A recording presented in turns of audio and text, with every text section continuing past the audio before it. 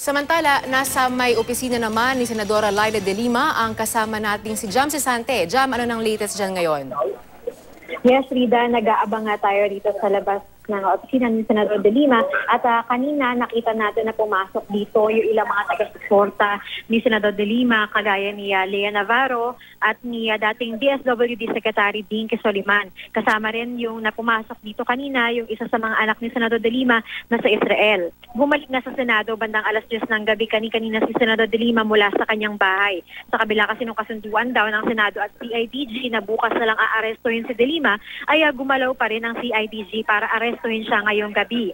Ayaw doon na de Lima na gabi siya arestuhin dahil pakiramdam niya ay hindi siya ligtas. Ayaw din daw niya na sa bahay siya arestuhin kaya pumunta siya rito sa Senado. Sabi ni de Lima kanina, dapat daw respetuhin ng CIDG ang Senado. Hindi daw siya dapat arestuhin kung hindi pa siya handa.